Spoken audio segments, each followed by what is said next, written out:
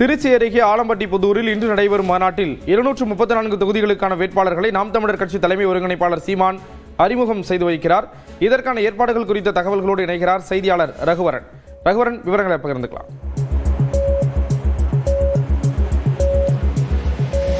திருச்சியில் ஆலம்பட்டி புதூரில் 234 தொகுதி வேட்பாளர்களையும் சீமான் இன்று மாலை அறிமுகம் செய்ய இருக்கிறார். இதற்கான விழா மேடைகள் சிறப்பான ஏற்பாடுகளானது செய்யப்பட்டிருக்கிறது. குறிப்பாக நிறைய மாவட்டங்களிலிருந்து தொண்டர்கள் வருவதாக எதிர்பார்க்கக்கூடிய சூழ்நிலையில விழாவில் தொண்டர்கள் எப்படி அமர்றாங்க அப்படிற்கான ஏற்பாடுகள் செய்யப்பட்டிருக்கு. குறிப்பா பாத்தீங்கன்னா ஒவ்வொரு மாவட்ட நிர்வாகிகளும் மாவட்டத்திலிருந்து வரக்கூடியவர்களும் அமரும் வகையில் இந்த கேலரிகள் ஏற்படுத்தப்பட்டிருக்கு. அந்தந்த கேலரியில பாத்தீங்கன்னா அந்தந்த ஊர் பெயர்கள் பயன்படுத்தப்பட்டிருக்கு. அந்த ஊர்க்காரங்க அந்த கேலரியில போய் அமர்வதற்கான ஏற்பாடுகள், அதுக்கான கைடு ஆட்களும் பயன்படுத்தப்பட்டிருக்காங்க.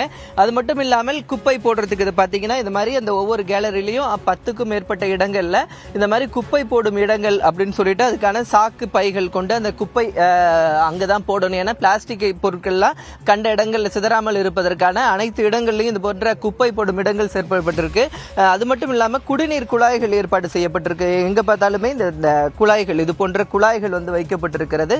தண்ணீர் இது பாட்டில்களை பயன்படுத்துக்கு பதிலாக ஒவ்வொரு கேலரியிலையும் இந்த மாதிரி தண்ணீர் குழாய்கள் வந்து ஏற்பாடு செய்யப்பட்டிருக்கிறது. கழிவறை வசதிகள் போன்றவை எல்லாம் செய்யப்பட்டிருக்கிறது. குறிப்பாக மாற்றுத்திறனாளிகள் அமர்வதற்கான இடங்கள், பெண்கள் அமர்வதற்கான இடங்கள், வெளியூரிலிருந்து வரக்கூடியவர்கள், வெளிநாடுகளிலிருந்து வரக்கூடியவர்கள் அமர்வதற்கான இடங்கள் போன்ற வசதிகளும் இந்த பகுதியில் செய்யப்பட்டிருக்கிறத பார்க்க முடிகிறது. ராம், விவரங்களை வழங்கியதற்கு நன்றி ரகுவரன்.